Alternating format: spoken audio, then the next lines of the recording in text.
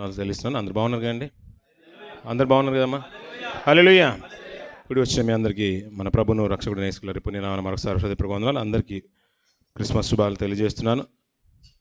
దేవుడు మన జీవితంలో, ప్రపంచ మానవాళ్ళందరి జీవితంలో చేసిన గొప్ప కార్యము, ఘనమైన కార్యక్రమం ఆయన ఈ లోకానికి ఉద్భవించడం. పిల్లరా, చరిత్రలో ఎన్నో రోజులు గతించిపోతున్నాయి, ఎన్నో సంవత్సరాలు గతించిపోతున్నాయి. ఇలా గతించిపోతున్న తరుణంలో 2024 సంవత్సరం కూడా చివరి దశకు వచ్చేసాం. మరొక సంవత్సరంలోకి మనం వెళ్ళబోతున్నాం. ఇలాంటి తరుణంలో మరి దేవుడు మనల్ని సజీవం ఉంచి ఈ రీతిగా ఆయన పరిశుద్ధ మందిరంలో నివసించే భాగ్యాన్ని ఇచ్చారు. పిల్లలు, ప్రతిసారి మనం వింటున్న మాటలు ఏంటంటే 2024 సంవత్సరాల క్రితం మన ప్రభువు ఈ లోకానికి పుట్టాడు అనే మాటలు మనం వింటుంటాం. కానీ దానికంటే ముందుగా ఆయన శరీరధారిగా ఈ లోకానికి వచ్చిరనే మాట ఇంకా అద్భుతంగా ఉంటుంది. అలాగే లోకంలో ఉన్నవారు చాలా మటుకు మాట్లాడుతున్న మాట ఏంటంటే క్రీస్తు పూర్వకమే చాలామంది ఉన్నారు, గొప్ప గొప్ప మహానుభావులు ఉన్నారు, ఆయన కంటే ముందు ఉన్నారనే మాటలు మనం వింటూ ఉంటాం. కానీ ఆయన శరీరధారిగా ఈ లోకానికి వచ్చినది 2024 సంవత్సరాల క్రితం అయితే, ఆయన సృష్టికి పూర్వమే ఆయన ఉన్న మాటలు మనకు జ్ఞాపకంలో ఉండాలి. పిల్లరా, ప్రవాహజలములు లేనప్పుడు నేలను భూమిని రవ్వంతయు సృష్టింపక మునుపు నేను పుట్టి తిని అనే మాట సామెతల గ్రంథంలో మనం ఎప్పుడు వింటూ ఉంటాం. ఆయన జగదుత్పత్తి కంటే ముందు పూర్వం ఉన్నవాడు. యుగాలు మారినా తరాలు మారినా ఆది అంతము ఆయనే ఉండి అన్నిటికీ అల్ఫయు ఒమెగా అనే మాటలు మనం వింటూ ఉంటాం. పిల్లలు, ఈరోజు మనం ఎప్పుడు వింటున్న మాటలే కొన్ని విలువైన మాటలు మనము ధ్యానించడానికి కొద్దిపాటి సమయాన్ని మనం జ్ఞాపకం చేసుకుందాం. పిల్లరా, లూకాసు వార్త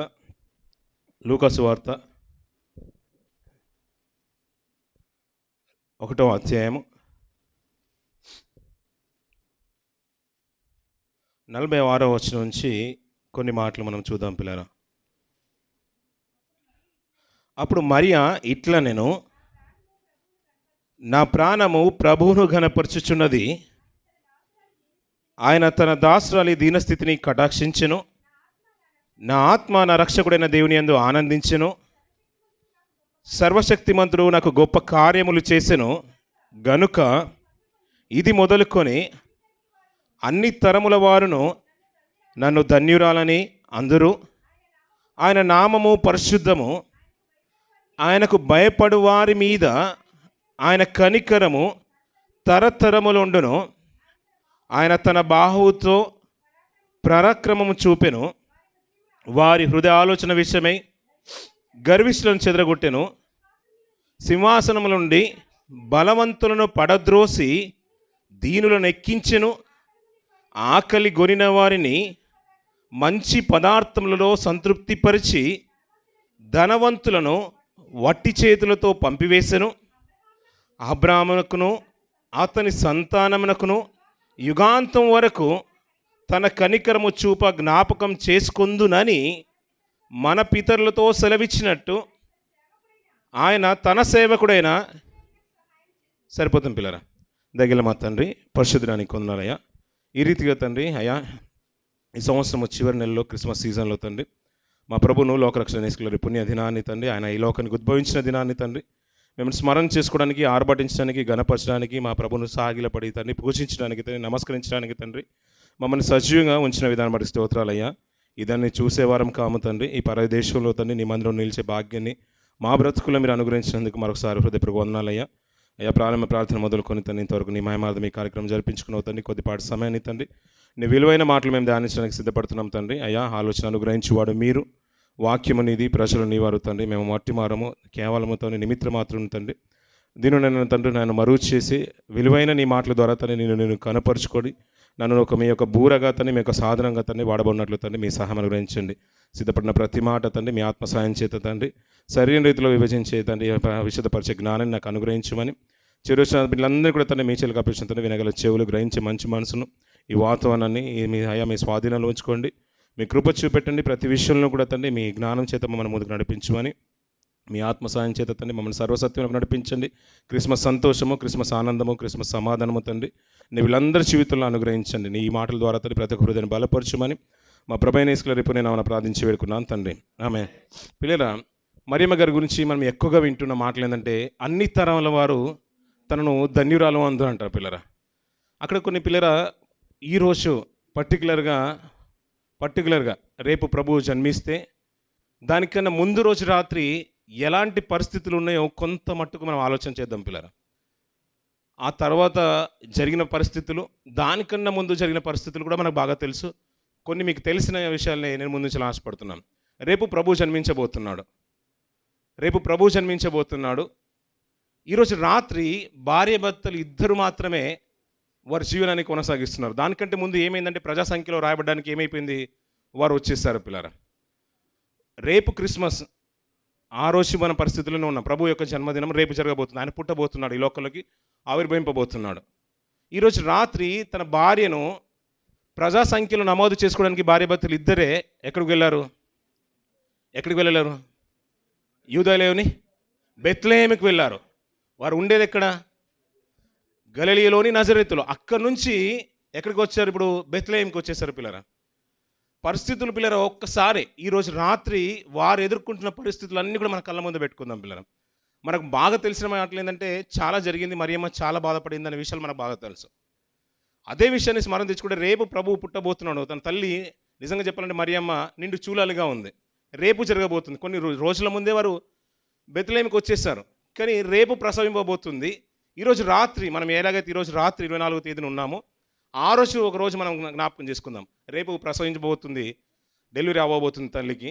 ఆ రోజు ఇలాంటి వైద్య పరికరాలు ఇవన్నీ కూడా ఏమీ లేవు, ఎలాంటి ఫెసిలిటీస్ లేవు. ఒక్కరోజు రాత్రి ఏం జరగబోతుందో మనకు తెలుసు పిల్లలు. ఒక ఇంట్లో, మన ఇంట్లో అయితే అంత ఇంత కాదు అడవిడి.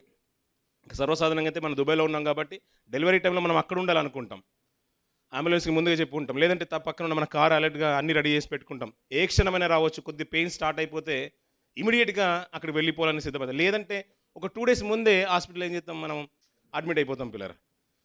తల్లిగారు ఎవరున్నారయ్యా పక్కన తోడుగా అంటే యోసేపు గారే హత్తుకొని ఉంటున్నారు పిల్లరా. తను దగ్గరికి చేర్చుకుని హత్తుకొని ఉండేను. కానీ అవి ఎప్పుడంటే అంటే ఎరగలేదు, కానీ కలిసే ఉన్నారు. ఆ రోజు రాత్రి ప్రతి విషయాన్ని మనం స్మరణ తెచ్చుకుంటే పిల్లరా, ఎన్ని వేదనలు అనుభవించుంటుంది తల్లి. ఎవరు పరామర్శించేవారు లేదు, ఎందుకంటే తన ఊరు నజరేతు. అక్కడి నుంచి యూదాలోని బెత్లెహేముకి వచ్చేసింది. తన తోడుగా ఉంది భర్త మాత్రమే. భర్త కూడా ఏంటంటే ఒక అనుమానం అయితే భర్తలో వచ్చేసింది. అంటే ఇంత మరియమ్మ నేను బాధపరచడం నాకు ఇష్టం లేదు కాబట్టి రహస్యంగా నేను విడనాడాలనుకున్నాను. ఆ విషయం తెలుసుంటుంది కదా మరియమ్మకైతే.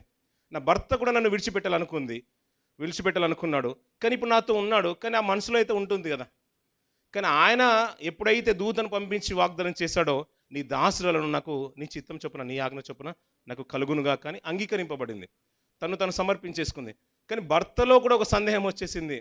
తనను విడిచిపెట్టాలనుకున్న ఒక ఆలోచన తన మదిలో ఉండిపోయింది. ఇప్పుడు తీరా వెళ్తుంటే అయ్యా ఇప్పుడు పరిస్థితులు ఎలా ఉన్నాయంటే నువ్వు నమ్మట్లేదేమో, బహుశా మరియా నువ్వు నమ్మట్లేదేమో, కావాలంటే నీ బంధువురాలు ఎలిజబెత్ ఉంది కదా, ఎక్కడ ఉందయ్యా అంటే కొండసీమల్లో ఉంది. అక్కడ వరకు వెళ్ళిపోయింది పిల్లలు, కొండసీమల్లో వెళ్ళిపోయింది. ఆ రోజు రథాలు లేవు, గుర్రాలు లేదు. మరి ఇంకో విషయం చెప్పాలంటే ఇందాక మనం చదువుకున్న మాటలు నుంచి అతను బలవంతుల్ని, ధనవంతుల్ని గద్దె దింపించంట, బీదలను కనికరించేసారంట. అలాంటి బీద స్థితిలో ఉన్న ఈమె ఇప్పుడు ఎలిజబెత్ దగ్గరికి వెళ్ళాలంటే ఎలా వెళ్ళి ఉంటుంది? కాలినడకనే వినియోగించి ఉంటుంది. అలా ఒక ప్రెగ్నెన్సీ కన్ఫర్మ్ అయిన తర్వాత తను వెళ్ళిపోతున్న పరిస్థితులు జ్ఞాపకం చేసుకుని అక్కడ కొన్ని నెలలు ఉంది. అక్కడ తర్వాత వచ్చిన తర్వాత తన భర్తతో పాటు ఇప్పుడు ఒక రోజు ముందు రోజు ఉంది. ప్రజా సంఖ్యలో రావడానికి నజరేతు నుంచి ఇక బెత్లెహేముకి వచ్చేసింది. ఇది కూడా ప్రయాసంతో కూడుకున్నదే. ఇక్కడ పుట్టిన తర్వాత కూడా జరిగిన సంఘటనలు, పుట్టబోకున్న ముందు జరిగిన సంఘటనలు మనకు బాగా తెలుసు. తను ఎదుగుతుంది అంటే బిడ్డ ఎదుగుతుంది, గర్భము పెరుగుతున్న కొద్దీ ఎన్ని మాటలు ఎన్ని నిందలు వచ్చింటే మనకు బాగా తెలుసు పిల్లరా. కానీ రాత్రి కాలంలో పిల్లరా ప్రసవించడానికి స్థలం కూడా లేదు. చరిత్రకారులు మన బైబిల్ మీద అవగాహన ఉంటే మనకు అర్థమైంది ఏంటంటే ఎక్కడో ప్రసవించేసింది తల్లి. కానీ ఆయనను ప్రభును పెట్టడానికి స్థలం లేనప్పుడు సత్రంలో స్థలం లేనందున పశువుల తొట్టిలో పరుండబెట్టేశారంట. వాక్యం చెప్తున్న మాటలు అది. అంటే ప్రసవించడానికి కూడా తనకు మంచి ప్లేస్ అంటే దొరకలేదు పిల్లరా. కానీ ఒక్కవేళ అవకాశం కనుక ఎవరైనా ఇచ్చి ఉంటే వారిని చరిత్రకి ఎక్కేసేవాళ్ళం, మనం ఫ్లాగప్ చేసేసి ఈ రోజు కూడా వారిని కీర్తిని ఆకాశం అంచున మనం చూపించేవాళ్ళం. అలాంటిది మరియమ్మ కన్న తర్వాత కూడా ఇబ్బంది పడుకుంది. తనను పెట్టడానికి కూడా స్థలం లేకుండా పశువుల తొట్టికి నివాసంగా వెళ్ళిపోయింది. అక్కడి నుంచి పిల్లరా దానికి అయ్యా ఇక్కడ యూదాలోనే జరుగుతుంది, రక్షకుడు యూదాలోనే వస్తున్న మాటలు జ్ఞానులు తెలుసుకొని ఎక్కడికి వచ్చేసారు? యెరూషలేముకి వచ్చేసారు. యెరూషలేముకి వచ్చేసి హేరోదు దగ్గరికి వెళ్ళిన తర్వాత హేరోదుతో అడుగుతున్నారు, రాజు యూదులకు రాజు రాబోతున్నాడు కదా, ఆయన ఇక్కడే వస్తాడు కదా అంటే మరి వారికి ఎలా తెలుసు? గ్రంథాలన్నీ కూడా తెలుస్తున్నాయంట పిల్లరా. ఇక్కడ ఇది మాట మనసులో ఉంచుకుందాం. మరియం ఏమంది? నువ్వు స్త్రీలలో నేను ఆశీర్వదింపబడినాను, అన్ని తరంలో వారు ధన్యురాలు అంటారు. ఇప్పుడు ఆమె ధన్యురాలు కదా, మరి మనకు ఏమన్నా విముక్తి విడుదల అనుగ్రహిస్తున్నారంటే ఒక మాట చూసుకుని ముందుకెళ్దాం. ఇది ఇలాగే ఉంచుకోండి పిల్లరా. అపోస్తుల కార్యము త్వరపడదాం పిల్లలు, త్వరగా ముగించేసుకునే ప్రయత్నం చేద్దాం. 3వ అధ్యాయం 26వ వచనం. దేవుడు తన సేవకుని పుట్టించి మీలో ప్రతి వాని దుష్టత్వము నుండి మళ్లించుట వలన మిమ్మల్ని ఆశీర్వదించుటకు ఆయన మొదట మీ యొద్దకు పంపెను అంటున్న పిల్లరా. మనల్ని ఆశీర్వదించడానికంట, ఆ రోజున తరాలని ఇశ్రాయేలుని ఆశీర్వదించడానికంట తన సేవకుని పుట్టించి అంట వారి దగ్గరికి పంపించాడంట. ఎందుకు ఆశీర్వదించడానికంటే దుష్టత్వం నుంచి మళ్లించడానికంట. అంటే అంతవరకు ఏమవుతుందంటే దుష్టుడే ఏలుతున్నాడు. మన స్వభావమైన, మన విధానమైన, లోకంలో జరుగుతున్న క్రియలైనా కానీ దుష్టక్రియలు జరుగుతున్నాయి. దాని నుంచి మళ్లించి మనల్ని ఆశీర్వదించడానికి సాక్షాత్తు తండ్రి అనే దేవుడు తన సేవకుని, తన కుమారుణ్ణి లోకానికి పంపించేశాడంట. ఆయనను పుట్టించేశాడు ఈ లోకంలోకి అంటున్నాడు. మనల్ని అందరూ కూడా ఆశీర్వదించడానికి అదే చేశాడు పిల్లరా. అందుకని మనం ఇక్కడ ఉన్నాం. లోకంలో నుంచి, దుష్టక్రియల నుంచి మనల్ని అక్కడి నుంచి విడుదల అనుగ్రహించి, ఆ విడుదలను కలిగించి ఆయన పరిశుద్ధ మందిరంలోకి నడిపించేశాడు, మనల్ని ఆశీర్వదించేశాడు అంటున్నాడు. ఎవరైతే దుష్టత్వం నుంచి మళ్లింపబడుతున్నారో దేవుడు వారిని ఆశీర్వదించేస్తున్నారు అంటున్న పిల్లలు. ఇందాక మరియ గారు మన మాట ఏంటంటే పిల్లరా, అబ్రహాం గారు మొదలుకొనని ప్రవక్తల గ్రంథాల గురించి ఒక ప్రవక్త చెప్తున్నాడంటే వేరే మాట, వేరే కోణం. సిమియోను మాట్లాడుతుందంటే వేరే విషయం, అన్న అనే ప్రవక్తిని మాట్లాడుతుందంటే వేరే విషయం పిల్లరా. ఇక్కడ ఏంటంటే మరియమ్మ కూడా మాట్లాడుతుంది. అబ్రహాం గారు మొదలుకొని ఇశ్రాయేలు అందరికీ నువ్వు సాయం చేస్తావని ఎక్కడైతే చరిత్రలో లేఖనాలు చెప్తున్నాయో ఆ కీర్తనను, ఆ భాగాన్ని, ఆ ప్రవచనాన్ని మరియమ్మ గారు జ్ఞాపకం చేసుకుంటున్నారు. ఇంతకీ అబ్రహాం గారితో ఏమని వాగ్దానం చేశాడో ఆ మాట చూద్దాం పిల్లరా. ఆదికాండము 12వ అధ్యాయం 3వ వచనం నుంచి కొన్ని మాటలు చూద్దాం పిల్లరా. త్వరగా తీద్దాం పిల్లరా.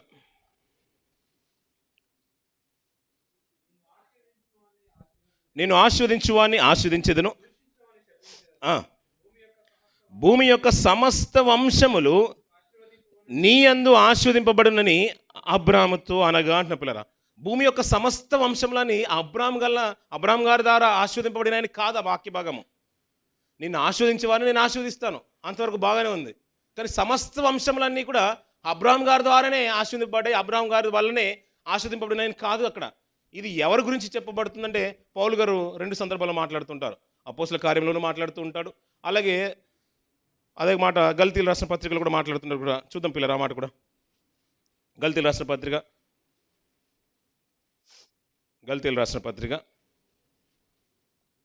3వ అధ్యాయం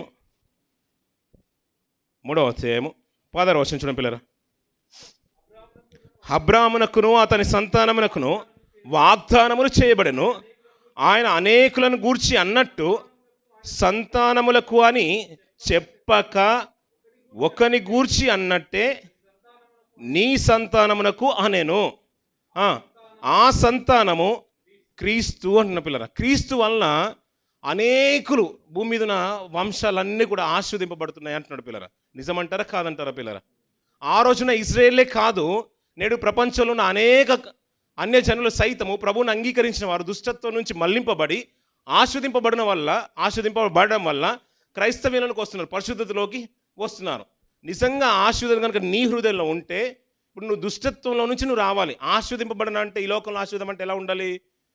మనకి ఏంటంటే ధనం ఉండాలి, డబ్బు ఉండాలి, కాళ్ళు ఉండాలి, మంచి జాబ్ ఉండాలి, ఒక ఇల్లు ఉండాలి. ఈ లగ్జరీ లైఫ్ గురించి మనం మాట్లాడుకుంటాం. లోకంలో మనకంటే కూడా అన్నిల్లో ఉన్న వారిలో కూడా చాలామందికి ధనం ఉంది. ఆశీర్వాదం అంటే అదే కాదు. కానీ క్రీస్తు వల్ల కలిగే ఆశీర్వాదం ఏంటంటే దుష్టత్వం నుంచి మళ్లింపబడి పరిశుద్ధతలో కలిగి ఉండడమే ఆశీర్వాదం అంటున్నాడు పిల్లరా. సమస్త వంశములన్నీ నీ యందు ఆశీర్వదింపబడదంటే అది అబ్రాహం వల్ల కాదంట, నీ వలన, ఒక్కని వల్ల అంటే అది క్రీస్తు వల్లనే. క్రీస్తుని ఎవరైతే అంగీకరించి లోకంలో నుంచి ప్రభువులోకి వస్తున్నారో ఇది ఆశీర్వాదం. దుష్టత్వంలో నుంచి మళ్లింపబడి ఆశీర్వదింపబడడం అనేది గొప్ప ఆశీర్వాదం, అది ఐశ్వర్యం అంటున్నాడు. లోకంలో ఉన్న ధనధాన్యాల కంటే కూడా, సుఖభోగాల కంటే కూడా క్రైస్తవ్యంలో ప్రభువులో ఉన్న ఆనందము అది అన్నిటికంటే శ్రేష్టమైంది అంటున్నాడు పిల్లరా. అదే ఆశీర్వాదం అంటున్నాడు పిల్లరా. ఇప్పుడు ఈ మరియమ్మ గారు తన దీనస్థితి ఏంటో మనకు బాగా తెలుసు. తను పలికిన మాటను మళ్ళీ జ్ఞాపకం చేసుకుని ముందుకు వెళ్దాం పిల్లరా. ఇందాక చదువుకున్న మాటనే లూకా సువార్త 1వ అధ్యాయం.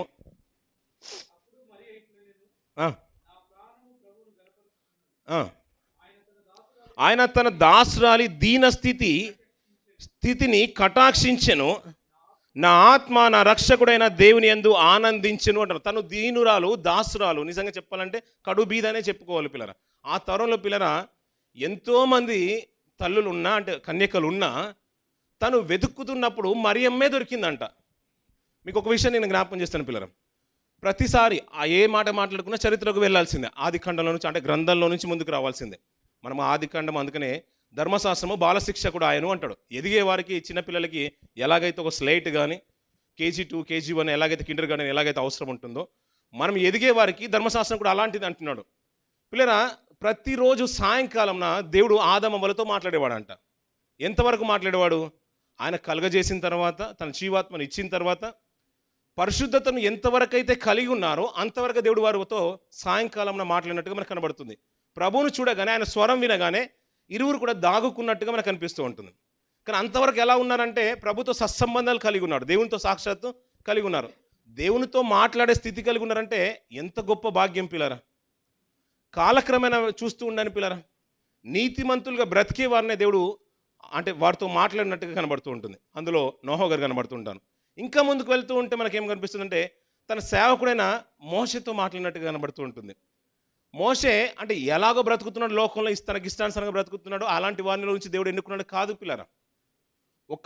ఎలాగైతే ప్రవచనాలు ఉన్నాయి, మోషే గారి గురించి కూడా కొన్ని విలువైన మాటలు ఉన్నాయి. ఆ మాటలను అనుసరించగానే మోషే గారితో దేవుడు నిలబెట్టుకున్నాడు. అలా మాట్లాడుతున్న మోషేతో దేవుడు మాట్లాడుతున్నాడంటే అది మామూలు విషయం కాదు. ఇందాక ఆదాము వాళ్ళతో మాట్లాడినట్టుగా, నోహోతో మాట్లాడినట్టుగా, అంటే వాళ్ళంతా యథార్థంగా బ్రతుకుతున్నారు కాబట్టి బ్రతుకుతున్నారు. మోషే, నువ్వు ఇక్కడ పర్వతానికి వచ్చేసావు కదా, నువ్వు నిల్చున్న స్థలము ఇది పరిశుద్ధమైంది, అపవిత్రమైంది నీ కాళ్ళ దగ్గర ఉంది, ఆ చెప్పులు కాస్త విడిచిపెట్టమను. అంటే అపవిత్రమైంది తనతో పాటు ఉంటే దేవుడు అక్కడ ఉండాలంటే ఉండడు కదా. అదే కదా మనకు తెలిసే విషయం. కొద్దిగా ఇష్టం లేని క్రియలు ఏది చేసినా కానీ మోషే మీద కూడా తను కోపగించిన సందర్భం తెలుసు. తను దూషించిన వారిని, అపకీర్తించిన వారిని, తన మాటకు లోబడిన వారిని అరణ్యంలోనే సంహరించిన సందర్భం కూడా మనకు బాగా తెలుసు. ఇలా కాలక్రమేణ పిల్లరా దేవుని యొక్క ప్రత్యక్షత, దేవుని సన్నిధి మందసంకి వచ్చినప్పుడు పిల్లరా, దాన్ని తీసుకురావాలన్న ఆలోచన కలిగినప్పుడు పిల్లరా అనేకులు ప్రయత్నం చేశారు. అది వారితో పాటు ఉంటే విషయం ఉండేది, ఎందుకంటే దాని సన్నిధి ఆ మందసంలోనే ఉండేది, పవిత్రత మహిమంతా కూడా. అది ఫిలిష్తీయులకు ఉంటేనేమో వారికి అనారోగ్యం కలుగజేసేది, హాని కలుగజేసేది. ఆ ఇజ్రాయేల్ పక్షాన ఉంటే విజయం చేకూర్చేది. ఇలా వెళ్తున్న కారణంలో దావీదు గారు కూడా తీసుకురావాలనుకున్నప్పుడు ఆ సందర్భం మనకు బాగా తెలుసు. తన మందస్సాన్ని పట్టుకున్నంత మాత్రానే ఒక వ్యక్తి ఏమైపోయాడు? చనిపోయాడు. ఏ వ్యక్తి చనిపోయాడు? ఒక ఉజ్జ అనే వ్యక్తి చంపబడ్డాడు పిల్లరా. మందస్సము పడిపోతుందన్న ఉద్దేశంతో చెయ్యి చాచి పట్టుకున్నాడు. అంటే ఆయన పట్టుకున్న దానికి కూడా అర్హత లేదు ఈ రోజులలో. అది పట్టుకోవాలన్నా ఒక క్వాలిఫికేషన్ ఉండాలి, దానికంటూ ఒక అర్హత ఉండాలి. నిజంగా చెప్పాలంటే పవిత్రత, పరిశుద్ధత, ఆయనతో మాట్లాడాలన్నా కానీ గొప్ప స్థితి మనలో ఉండాలి. ఎందుకంటే భక్తులు అలాగ బ్రతకరు కాబట్టి నోహతో మాట్లాడేశాడు. ఊరికే మాట్లాడలేదు నోహతోని. అలా ఆదమవలతో మాట్లాడే తరుణం ఎంతవరకు అంటే అది పవిత్రతను కాపాడుకున్నప్పుడే ప్రతి సాయంకాలం మాట్లాడేశాడు. ఎప్పుడైతే ఆజ్ఞను మీరేశాడో గెంటేశాడని చెప్పుకోవచ్చు, ఇంకా లిటరల్గా చెప్పాలంటే. అంతే కదండి. మందసాన్ని పట్టుకున్నంత మాత్రం అక్కడ హతులైపోయిన వారిని చూస్తున్నాం. ఇంకా కొద్దిగా మాట్లాడుతూ ఉంటే పిల్లరా, అపవిత్రత పరిచిన దాన్ని బట్టి దేవాలయంలో సంహరించిన సందర్భాలు కూడా మనకు బాగా తెలుసు. అన్య అగ్నిని తీసుకెళ్ళిపోయినంత మాత్రాన అదే అగ్నితో కాల్చబడిన యాజకులు సైతం మనకు బాగా తెలుసు. అంటే ఆయన మాట్లాడాలన్నా పరిశుద్ధత ఉండాలి, ఆయనతో మనసు కలిసి బ్రతకాలన్నా కానీ విధేయత ఉండాలి, దీనస్థితి ఉండాలి. మరి ఎవరికి లేని భాగ్యాన్ని ఈ మరియమ్మకి ఇచ్చిందంటే పిల్లరా, నువ్వు ఆలోచించు. ఎంత గొప్ప బాధిక్యత తను కలిగి ఉండాలి. ఆమె పవిత్రురాలు ఉండాలి. నేను ఇంకా ఆయన మాట చూసిన పిల్లరా, నువ్వు గర్భవతి కుమారుని కందు అంటే, అయ్యా నేను పురుషుణ్ణి ఎరగని దాన్ని అంటుంది. అంత అంటే మనమన్నా ఒక జస్టిఫికేషన్ ఇచ్చే రీతి ఉండాలి. అయ్యా కుమారుడు నువ్వు ఇంకొంత మనకు మీకు విషయం జ్ఞాపకం చేస్తాను పిల్లరా. మన మధ్యలో గతించిన సంవత్సరం క్రితము, 2 సంవత్సరాల క్రితము ఇండియా నుంచి ఒక పాస్టర్ వచ్చారు, జగిత్యాల పరిసర ప్రాంతం నుంచి, బ్లడ్ ఆఫ్ క్రైస్ట్ మినిస్ట్రీస్ నుంచి. వాళ్ళకి ఏంటంటే పెళ్లి చేయాలంటే పిల్లరా ఇద్దరికి టెస్ట్ చేస్తారంట, అంటే పురుషునికి స్త్రీకి. వాళ్ళు బ్లడ్ రిపోర్ట్ తీసుకొని వస్తేనే సంబంధాలు ఏకం చేస్తారు. అలాంటి మినిస్ట్రీస్ కూడా ఉన్నాయి. వివాహ సంబంధం చేసుకుంటే వారి మినిస్ట్రీస్ నుంచి వెళ్ళేవారు ఎవరైతే ఉన్నారో వాళ్ళు పవిత్రురాలుగానే ఉండాలి. నేను సేవకుడిగా నేను పెళ్లి చేస్తే ఆ నింద నా మీదకి రావద్దు అని వాళ్ళకంటే ఒక నిబంధనలు ఉన్నాయి పిల్లరా. మరియం ఇచ్చే స్టేట్మెంట్ చూడండి, నేను పురుషుడిని ఎరగందా అని అంటుంది. ఇప్పుడు పురుషుడైనా కానీ చెప్పగలుగుతారా, నేను ఏ స్త్రీతో నేను ఎలాంటి వ్యాహంలో ఉన్నవాడిని కాను, ఎప్పుడు తప్పుగా ఆలోచించిన వాడిని కాను, నేను అంత నిబద్ధత కలిగి ఉన్నాను తండ్రి, అలాంటి నిత్యత్వం నాకే రావాలని మనం ఏ రోజైనా చెప్పగలుగుతాం పిల్లరా. మరియమ్మ మాట మార్చుడని పిల్లరా, నేను పురుషుడిని ఎరగని దాని అంటున్నారు. అంతమంది పవిత్రాలు ఉన్నా అంతమంది కన్యకలున్నా, ఇజ్రాయేల్లో చాలా మంది ఉన్నా మరియమ్మని చూస్ చేసుకున్నట్టు పిల్లలు అన్ని విధాలుగా యోగ్యురాలుగా నిలబడుతుంది. అంటే ఆయనతో మాట్లాడడానికి అర్హత లేని జీవితాలు పాత నిబంధనలు కనబడుతున్నాయి. కొందరిని ఎన్నుకున్నాడు దేవుడు. తన సన్నిధి ఉంచడానికి ఏది పవిత్రమైన స్థలమో చాలా వెతుకుతున్న తరుణంలో కొన్నే స్థలాలు కనిపించేశాయి. నేను యెరూషలేములోనే ఉంటానన్నాడు. కానీ ఎప్పుడైతే అది అపవిత్రమడిందో దేవుడు ఆయన స్థలాన్ని విడిచిపెట్టిన సందర్భం బాగా తెలుసు. అలాంటిది మరియమ్మ గర్భాన పవిత్రుడైన యేసుక్రీస్తు వారు ఆమె గర్భాన రావడం ఏంటి పిల్లరా? ఎంత గొప్ప ఆధిక్యత అది! మామూలుగా చెప్తే అంటే అది చిన్న మాటలు చెప్పేది కాదు కదా పిల్లరా. అలా రావడానికి తన భక్తిని కాపాడుకుంది, తన పవిత్రతను కాపాడుకుంది. ఇంకా చెప్పాలంటే ఏ రోజు చెడు ఆలోచన కూడా తన దృష్టిలోకి వచ్చింది కానే కాదు. అందుకని దేవునితో చెప్తుంది, దేవుడు సాక్ష్యం ఇచ్చినప్పుడు, దేవా నీకు నా కుమారుని నీ గర్భన పెడతాను తల్లి అని అంటే, అయ్యా నేను పురుషుని ఎరగందానంటే అయినా పర్లేదు పరిశుద్ధాత్మ నిన్ను కమ్ముకుంటుందని. పరిశుద్ధాత్ముడు కమ్ముకోవాలంటే ఎంతటి ఆధిక్యత మనకు ఉండాలి, ఎంత దీనస్థితి మనకు ఉండాలి, ఎంత నిబంధత కలిగి బ్రతకాలి దేవుని కొరకు. అలా అని ఏమీ తెలియదు మరియమ్మకని కాదు. ఆమె చెప్తున్న ప్రవచనం చూడండి పిల్లల, కింద మాట చూడండి. సింహాసనంలో బలవంతులను పడదోసి ద్రీనులను ఎక్కించి ఆకలి కొనిన వారిని మంచి పదార్థములతో సంతృప్తి పరిచి ధనవంతులను వట్టి చేతులతో పంపివేసను. అబ్రాహాముకును అతని సంతానమునకును యుగాంతం వరకు తన కనికరము చూప జ్ఞాపకం చేసుకొందునని మన పితరులతో చెప్పినట్టు. ఎవరు చెప్తున్నారు ఈ మాటలు? మరియమ్మ చెప్తుంది. అంటే ధర్మశాస్త్రం గురించి కూడా ఒక మంచి అవగాహన ఉన్నట్టుగా కనబడుతుంది. ఇంకా బిడ్డను పుట్టకన్నా ముందుగానే చెప్తుంది ఆ మాట. ఎప్పుడైతే పరిశుద్ధాత్మ పున్నుకుందో ఆత్మవశురాలే మాట్లాడుతున్న మాటలు. అయ్యా నువ్వు అబ్రాహాం గురించి మాట్లాడేసావు కదా, తరం తర్వాత వచ్చే సంతానం గురించి మాట్లాడేసావు కదా, ఇశ్రాయేలు గురించి మాట్లాడేసావు కదా, ఆ వాగ్దానం నేను జ్ఞాపకం చేసుకుంటున్నాను. ఎందుకంటే నువ్వు సాయం చేస్తున్నావు, ఎవరిని విడిచిపెట్టేవాడు కాదు. దీనులైన నా స్థితిని నువ్వు గమనించేసావు, నన్ను ఎన్నుకున్నావు కదా. ఎంతోమంది గొప్పవారు ఉన్నారు, ధనవంతులు ఉన్నారు, రాజులు సైతం ఉన్నారు. వారి గోత్రం నుంచి వారి కుటుంబంలో రావాల్సిన నన్ను కడుబీదనైనా నన్ను గుర్తెరగవని నిజంగా ఒక కీర్తనెత్తి మాట్లాడుతుంది పిల్లరా. ఆమె ఎంత పవిత్రురాలుగా బ్రతుకుండాలి పిల్లరా. పవిత్రత ఉంటేనే పరిశుద్ధత అక్కడ ఉంటుంది, అంటే పరిశుద్ధుడు అక్కడ ఉంటాడు. మనం అందరికి ఎప్పుడు అంటూ ఉంటాం కదా పిల్లలు, ఎక్కడ పడితే అక్కడ బిర్యానీ తినమంటే మనం తినగలుగుతామా? లేదు, పర్లేదు, ఎక్కడైనా పర్లేదు, బిర్యానీ మంచిగా వండితే చాలనుకొని మనం అక్కడ కచ్చర డబ్బా దగ్గర కూర్చొని తినలేం కదా పిల్లరా. ఒకసారి తిన్నా డస్ట్బిన్ దగ్గర అయితే మనం సాహసం చేయలేం కదా, కొంత మాటకైతే లేదు కదా పిల్లరా. పరిశుద్ధత ఎక్కడ ఉంటుంది, పవిత్రత ఎక్కడైతే ఉంటుందో పరిశుద్ధత అక్కడ ఉంటుంది, సమాధానం ఎక్కడ ఉంటుంది, ఇవి రెండు ఎక్కడైతే ఉంటుందో అక్కడ సమాధానం ఉంటుంది. ఆయన రావాలంటే అంత యోగ్యురాలుగా బ్రతుకుతుంది ఆమె. సాక్షాత్తు నేను నీతో మాట్లాడుతాను అనట్లేదు దేవుడు, నీ కుటుంబం నుంచి వస్తారని అనట్లేదు, నేను నీకే ఇస్తాను అంటున్నాడు పిల్లరా. నీ గర్భాన్ని నా కుమారుని పెడతాను అంటున్నాడు. ఎవరికి దక్కని భాగ్యాన్ని ఆమె దక్కేసింది. నిజంగా నువ్వు స్త్రీలందరిలో నువ్వు ధన్యురాలంటే ఊరికే అన్నది కాదా మాట. నువ్వు ధన్యత, నేను అంతవరకు నా భక్తి జీవితం వేరు, నేను పవిత్రతను కాపాడుకున్నాను, నా కన్నెత్తోని కాపాడుకున్నాను, నా కుటుంబంలో నా తండ్రిని కానీ, నా తల్లిని కానీ, నా సహోదరుని కానీ, సహోదరి మళ్ళీ నా బంధువర్గం ఎవరిని కూడా నేను దూషించిన దాన్ని నేను కాను. దేవునికి ఇష్టమైన భక్తి గల జీవితాన్ని కాపాడుకుంటున్నాను. అందుకనే దేవుడు నా దీనస్థితి చూసి, అలానే నాకు అన్ని సుఖభోగాలు ఉన్నాయి కాబట్టి నా విధేయతను కాపాడుకున్నాను కాదు, ఏమీ లేకపోయినా కానీ నేను అలా బ్రతుకుతున్నాను కాబట్టి నా దీనస్థితిని చూసేశాడు. ఎంతోమంది ధనవంతులు గద్దె మీద కూర్చున్నా కానీ వారి కుటుంబంలో కాదని ఈ నా కుటుంబానికి వచ్చేసాడు. నేను పురుషుని ఎరగదానికి అయినప్పటికీ ఆ మహాత్ముడు పుణ్యాత్ముని యొక్క సర్వశక్తుని యొక్క కుమారుడు నా గర్భాన వస్తుందని ఎంతో గొప్పగా స్వీకరిస్తుంది పిల్లరా. నువ్వు ఆశీర్వదింపబడినవు అని అన్నాడు. ఇప్పుడు తన జీవితాన్ని చూడండి పిల్లరా, గర్భం కన్ఫర్మ్ అయిపోయింది. ఎన్ని మాటలు అని ఉండొచ్చు, తన భర్తే తనను విడిచిపెట్టాలనుకుంటున్నాడు. ఆ స్థితి అంతా కూడా ఒక వేరు. మరియమ్మ ఆలోచన విధానం అంతా వేరు ఉంది. ఎందుకంటే నేను ధన్యురాలను, ఎందుకంటే నేను కాపాడుకున్నాను. అంటే ఇంకా వేరే విషయంలో ఇంకా మళ్ళీ వేరే టెస్ట్ చేయించుకోవాల్సిన అవసరం లేదు ఈ లోకంలో.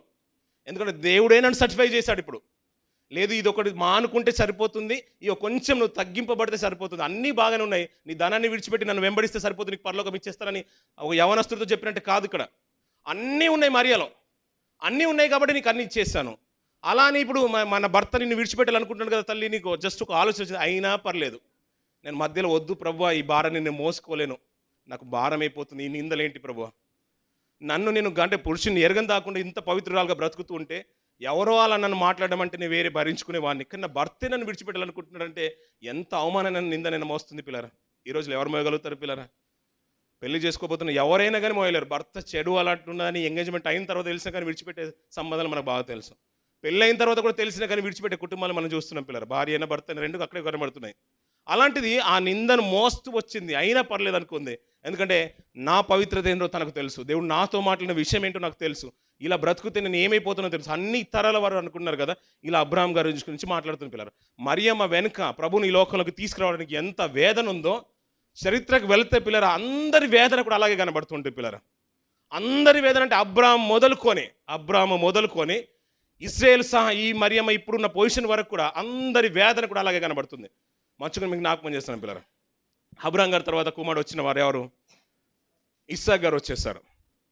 ఇస్సాక్ గారికి కూడా కొంత క్రమేణ తర్వాత చాలా సంవత్సరాల తర్వాతనే సంతానం కలిగింది. ఆ తర్వాత వచ్చిన వాడు ఎవరెవరు వచ్చారు? యాకోబు, ఏశావులు. వారిద్దరిలో దేవుడు ఎన్నుకోవాలనుకున్నాడు. ఎవరిని ఎన్నుకోవాలనుకున్నాడు దేవుడు? ఏశావు, యాకోబులు ఉంటే వారిద్దరు ఎవరిని ఎన్నుకోవాలనుకున్నాడు? యాకోబుని ఎన్నుకోవాలనుకున్నాడు. యాకోబు మీద పగబట్టి చంపడానికి ప్రయత్నం చేస్తుంది ఎవరు? ఏశావు. ఒకవేళ దొరికే ఉంటుండే ఏశావు చంపడానికి వెళ్తున్నాడు. నాన్న నువ్వు తప్పించుకొని వెళ్ళిపోని తన తల్లి చెప్పిన మాటలను బట్టి యాకోబు వెళ్ళిపోతున్నాడు. ఏశావు తరుముతున్నాడు, నీ మీద పగబట్టాడు, కోపంగా ఉన్నాడు. ఎందుకంటే నువ్వు ఆశీర్వాదాలను కొల్లగొట్టేసావు కదా తన తల్లి మాటలను పట్టేసి. అందులో యాకోబు తప్పు లేకున్నా కానీ ఇలా కొట్టేశాడు కదా. మరి ఏశావు తరుముతున్న తరుణంలో యాకోబు దొరుకుండుంటే, ఇప్పుడు ఒకవేళ మరియమ్మ గారు ఈ నిందను మోయలేను ప్రభు అని ఒకవేళ ఆమె చెప్పుండుంటే ఎలా ఉండేది పిల్లరా? ఆ తరమే వేరైపోయేది కదా. అలా నీతిమంతురాలు యూదా గోత్రంలో ఉన్న బ్రతుకుతున్న పవిత్రులను ఎంతమంది ఉన్నా, కన్యకలు ఎంతమంది ఉన్నా, దీనస్థితి కలిగి విధేయత కలిగి బ్రతికిన వాళ్ళు మరియమ్మ ఎలిజిబుల్గా కనబడుతుంది. ఆమె స్వీకరించేసింది. అలా ఈ యూదా గోత్రంలో నుంచి వచ్చిన ప్రతి ఒక్క తరంను వెళ్తుంటే అబ్రాహాం మొదలు పెడుతుంటే, అయ్యా నువ్వు సమస్త వంశంలో ఆశీర్వదింపబడుతూ ఉంటావు, నాకు ఒక కుమారుడే లేదయ్యా అని అబ్రాహాం గారు మాటికి ప్రార్థించిన సందర్భం బాగా తెలుసు. అయ్యా నువ్వు వచ్చే సంవత్సరానికి నీకు సంతానం ఇస్తానన్నప్పుడు అబ్రాహాం గారు ఇంకా శారా గారు సాగిలపడి నవ్వుతారంట. ఒక్కరు కాదు నవ్వింది, సాగిలపడి ఇద్దరు నవ్వుతారు.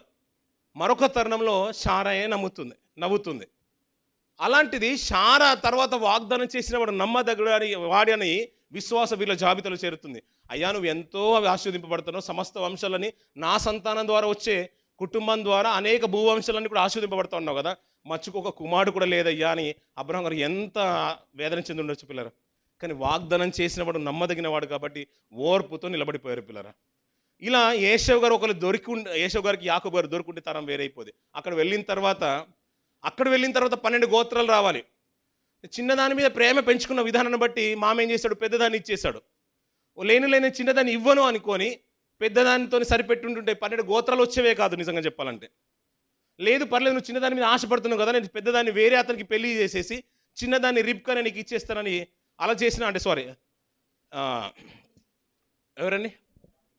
రాహేల్ లేయను వేరే అతనికి ఇచ్చేసి ఇక్కడికి చిన్నదాన్ని రాహేల్ని ఇచ్చేసిన అనుకోండి పిల్లరా, 12 గోత్రాలు వచ్చేవే కాదు. ఇలా వారి వెనకాల ప్రతి దాని గురించి ఆలోచించినా కానీ అందరి జీవితంలో ప్రత్యేకంగా ఒక బయటికి తీసుకురావడానికి, పరిశుద్ధిని తీసుకురావడానికి ఇదంతా కాలక్రమేణా అందరి వేదనలు కనబడుతూనే ఉంటాయి. మరియమ్మ వెనకాల ఎంత వేదన ఉందో ముందుకు వెళ్ళి చూస్తూ ఉంటే పిల్లరా 12 గోత్రాలు వచ్చేసాయి పిల్లరా. అందరు అన్నలు కలిసి తమ్మున్నే చంపడానికి ప్రయత్నం చేస్తున్నారు, తమ్మున్నే చంపాలని ప్రయత్నం చేస్తున్నారు. ఇది ఎక్కడి నుంచి జరుగుతుందంటే పిల్లరా, అంతకుముందున తరం మొదలుకొని హేబేలు కైను మొదలుకొని జరుగుతుంది. ఎలాగైతే ఇది దుష్టుడు పరిపాలన చేస్తున్నాడు కాబట్టి అందరు కూడా దుష్టత్వంలో ఉన్నారు. వీటన్నింటిని మళ్ళించాలంటే, దాన్ని మలుపు తీసుకురావాలంటే పరిశుద్ధుడు రావాలి. తన దేవుడు తన బాహువునే పంపించాలి. ఎవరో సాయం చేసేది కాదు ఈ లోకంలో, ఎవరు చేయలేంది నా ప్రియ కుమారుడు నేను ఈ లోకానికి పంపిస్తాను కాబట్టి ఆ దుష్టత్వం నుంచి మళ్ళించి మిమ్మల్ని ఆశీర్వదించేస్తానన్నాడు. ఈ ఆశీర్వాదాలన్నీ కూడా సమస్త భూవంశాలన్నీ కూడా ఆశీర్వదింపబడాలంటే కేవలం అబ్రాహాం ఒక్కడే ఆశీర్వదింపబడితే కాదు కదా, కేవలం మరియమ్మ ఒక్కరైతే ఆశీర్వదింపబడితే మనం ఆశీర్వదింపబడినట్టు కాదు కదా. ఈ ఆశీర్వాదాలు అన్నీ కూడా రావాలంటే ప్రభువు రావాలి. ప్రభువు రావాలంటే పిల్లలు దాని వెనకాల ఒక్కొక్కరు జీవితాలు చూస్తూ ఉంటే పిల్లలు ఆశ్చర్యం కనిపిస్తుంది. దుష్టుడు ఎలా ప్రయత్నం చేసినంటే ఎవరు ఎక్కువ ప్రభావం ఉంటుందో వారిని అనపడానికి ప్రయత్నం చేశారు. మరియమ్మ అలా ఉంది కదా, దాని తర్వాత ఇప్పుడు ఎలాగంటే మరియమ్మని ఎన్నుకున్నాడు దేవుడు. మరియమ్మని ఎన్నుకున్న విషయాన్ని అలా మనసులో పెట్టుకుని కొద్దిగా పక్కన పెట్టుకుందాం. 12 గోత్రాలు వచ్చిన తర్వాత 12 గోత్రాల నుంచి ఎవరెవరు ఎన్నుకున్నాడు అన్నాడు దేవుడు? 12 గోత్రాలు యూదా గోత్రమే కావాలనుకున్నాడు. ఎలాగైనా యూదా గోత్రాన్ని దేవుడు అనపడానికి, అంటే దుష్టుడు అనపడానికి ప్రయత్నం చేస్తాడు. దేవుడేమో హెచ్చించడానికి ప్రయత్నం చేస్తున్నాడు, యూదా గోత్రాన్ని దుష్టుడేమో అనపడానికి ప్రయత్నం చేస్తూనే ఉన్నాడు. అలా చివరికి వచ్చేసరికి వెళ్ళి మోషే గారి కాలంలో కూడా మనం చూస్తూ ఉంటాం. అందరూ బానిసత్వంలో ఉంటే వారి మీద కఠోరమైన బాధ ఎక్కువైపోతూ ఉంటే వారందరిని విడిపించడానికి ఇప్పుడు ఎవరు రావాలి? ఇప్పుడు ఒక నాయకుడు రావాలి. అది ఎవరిలో నుంచి రావాలి? ఇశ్రాయేల్లో నుంచే రావాలి. అందరూ చంపబడుతున్న తరుణంలో ఈ నాయకుడు కూడా చంపబడిపోతూ ఉంటే మళ్ళీ ఎవరికి ఇప్పుడు ఆటంకం కలిగేది ఎక్కడ? పరిశుద్ధుని యొక్క పుట్టుకలు ఇక్కడ భూమి మీదకి వచ్చే అవతరించే విధానంలో ఆటంకం జరుగుతుంది. అందుకనే ఒక కుమారుని కూడా దేవుడు బ్రతికించేసుకున్నాడు. జమ్ము పుట్టులో పెట్టడం ఏంటి పిల్లరా, నదిలో వేయడం ఏంటేసి, అది కూడా ఫరో యొక్క కుమార్తెకు ఒక దొరకడం ఏంటి, మళ్ళీ తీర తీసుకొచ్చేసి ఆయన అంతఃపురంలోనూ పెంచే విధంగా ఆయన ప్రణాళిక చూడండి పిల్లరా, ఎంత అద్భుతంగా ఉంటుంది. అది మామూలుగా ఇలా జరిగిపోయింది కాదు. అది ప్రతిసారి ఆలోచిస్తూ ఉంటే అయ్యో ఇలా మాకు అంత తెలిసిందే ఇలా అనుకుంటే కాదు కదా పిల్లరా. ఆలోచిస్తుంటే ప్రతి మాట అద్భుతంగా అనిపించదు పిల్లరా. ఆయన ఆలోచిస్తుండే పిల్లరా, అంతఃపురంలో పెంచుతున్న ఆయన్ని చివరికి ఎదిగిన తర్వాత నాన్న నన్ను తల్లి అను, అమ్మ అని పిలు, సరిపోతుంది.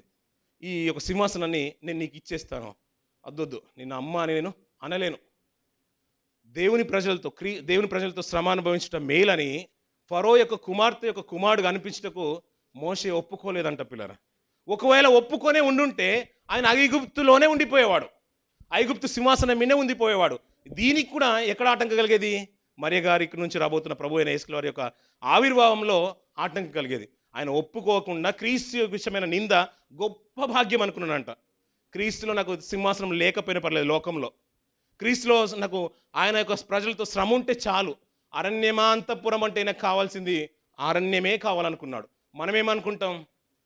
మనమేమనుకుంటాం పిల్లరా, అంతఃపురం కావాలి, మనకు సింహాసనం కావాలి, నాకు కారు కావాలి, ఇల్లు కావాలి, సుఖభోగాలు కావాలి. అది ఆశించడంలో తప్పు లేదు పిల్లలు. దానికంటే శ్రేష్టమైంది దుష్టత్వం నుంచి మళ్లింపబడి నువ్వు ఆశయం కలిగి ఉన్నావు కదా. ప్రభు కూడా మరియమ్మ స్థితిని ఎప్పుడైతే కనికరించేశాడో ఆమె అనుకున్న మాట ఏంటంటే, దీనునైనా పర్లేదు, నేను దీనురాలనైనా పర్లేదు, నేను మహోన్నతుని స్తుతించేదను, నేను ఘనపరిచేదను, నా ఆత్మ ఆయన యందు సంతోషిస్తుంది, ఉల్లసిస్తుంది, నేను కీర్తిస్తాను. ఎందుకంటే నేను ఎలా ఉన్నా పర్లేదు, నేను ఎట్టి స్థితిలో ఉన్నా పర్లేదు, ఆయన ఇచ్చిన భాగ్యము అది మహాభాగ్యము. లోకంలో ఉన్న ధనవంతులకు లేని స్థితిని నాకు ఇచ్చేశాడు. మనకు కూడా అదే ఉండాలి, అదే తీర్మానం ఉండాలి. సుఖభోగులు అందరికీ ఉన్నాయి, వారికంటే కూడా ఎక్కువగా నాకు కలిగింది ఏంటంటే రక్షణ. ఆయన దుష్టత్వం నుంచి నన్ను మళ్లించి నన్ను ఆశీర్వదించేశాడు. ఈ ఆశీర్వాదము ఈ లోకంలో ఎవరికి దక్కంది, నాకు ఇచ్చేశాడు. నాతో కుటుంబంలో ఎవరు రక్షణ పొందకపోయినా నేను రక్షింపబడని గొప్పగా చెప్పుకోవాలి. క్యాంపులో చాలా మంది ఉన్నారు, క్రైస్తవులు ఎంతమంది ఉన్నారంటే 4 ఉన్నామంటారు. 1000 మంది ఉన్నారు అందులో. క్యాంపులో ఉన్న స్ట్రెంత్ అంతా కూడా 1000 మంది అయితే దానిలో ఎంతమంది ఉన్నారంటే 60 మంది, అంటే 60 మంది అయినా పర్లేదు. ఎందుకంటే అందరికీ ర్యాంకులు రావు కదా పిల్లరా. లేదండి క్లాస్ ఫస్ట్ వచ్చిన వారు ఎంతమంది ఉంటారు, బ్యాచ్ అంతా ఎంత ఉంటారు, 25 మంది ఉంటారు. దాంట్లో వచ్చేది ఫస్ట్, సెకండ్, థర్డ్ 3 కదా గ్రేడ్లో వచ్చేది. అది మనం చూస్తుంటే ఆ విషయంలో మాత్రం చాలా సంతోషంగా ఉంటుంది. లేదయ్యా అందరికీ రక్షణ లేదు, నువ్వు అక్కడి నుంచి నువ్వు ఒక్కదాని వస్తుంటే నీకు ఎంత గొప్ప భాగ్యం. ఎవరికి లేకపోయినా పర్లేదు, ఆ రక్షణ నాకుందని నీ ఆనందం నువ్వు తెలియజేయాలి పిల్లరా. ఇలా మోషే గారు ఒకవేళ ఒప్పుకొని ఉండుంటే ఫరో యొక్క కుమార్తె యొక్క కుమారుడు కానీ తరాలన్నీ కూడా వేరేగా మారిపోయేది పిల్లరా. కానీ చివరికి వచ్చేసరికి వీళ్ళ దుష్టుడు ఎలా ప్రయత్నం చేస్తున్నాడంటే పిల్లరా, మోషే గారు పుట్టుకలో కూడా అనేకుల్ని సంహరించడానికి ప్రయత్నం చేశాడు పిల్లరా. ఆయన శరీర తర్కవాదం అనే మాటలు మన యూదా పత్రికలు మనం చూస్తూ ఉంటాం పిల్లరా. ఆయన పుట్టుకకు ఎన్నో అడ్డంకులు కలిగేసేసాయి. ఆయన ఎది విషయంలో కూడా అడ్డుగులు జరిగాయి, పుట్టిన తర్వాత కూడా అడ్డుగులు జరిగాయి. అంతేకాదు అతను ఐగుప్తుని చంపి పారిపోవడానికి ప్రయత్నం చేస్తున్నాడు. ఒకవేళ నువ్వు చంపింది ఫరో ఒక బంధువుని, తన సైన్యము, అతని సిటిజన్షిప్, ఐగుప్తు మెంబర్ని నువ్వు చంపేసావు కదని ఫరో వ్యతిరేకమై ఉన్నప్పుడు కూడా మోషే అలాగే నిబద్ధతను కాపాడుకున్నాడు పిల్లరా. రాజుకు వ్యతిరేకంగా ఒక యూనియన్ని ఫామ్ చేస్తున్నాడు ఎవరు, మోషే గారు. ఎన్ని అడ్డంకులు వచ్చుండాలి మోషే గారికి. ఇలా వెళ్తున్న తరుణంలో పిల్లలు ముందుకు వస్తుంటే పిల్లలు చివరికి యూదా జాతిని అంతా కూడా నాశనం చేయడానికి దుష్టుడు ప్రేరేపిస్తూనే ఉన్నాడు పిల్లలు. ఎస్తేరు గ్రంథంలో మనం చూస్తుంటాం 3వ అధ్యాయం. ఒక మాట చూడండి పిల్లలు, ముంచేద్దాం పిల్లలు.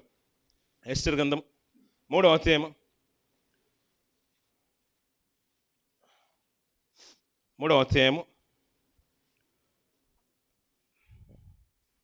5వ వచనం 6వ వచనం చూడండి పిల్లలు.